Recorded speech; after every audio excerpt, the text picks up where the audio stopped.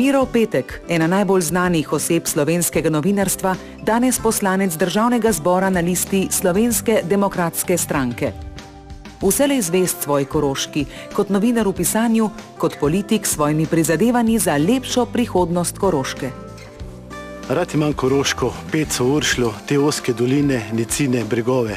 Rad imam te ljudi, njihovo tradicijo, njihovo vztrajnost, njihovo moč. Rad imam koroško narečje, rad imam koroško dušo. Koroška v zadnjih letih napreduje. Več stoletij kopanja svinčeve in cinkove rude je v Zgornji Mežiški dolini pustilo trajne sledi. Država je za dolgoročno sanacijo te doline namenila okoli 15 milijonov evrov, da bi bilo življenje v tej dolini bolj prijazno.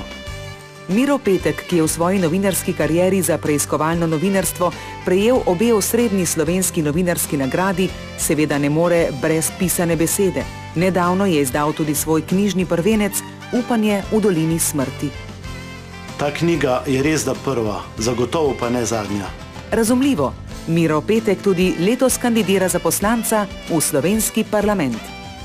Gremo dalje, nadaljujemo skupaj. Slovenska demokratska stranka. Slovenija na pravi poti.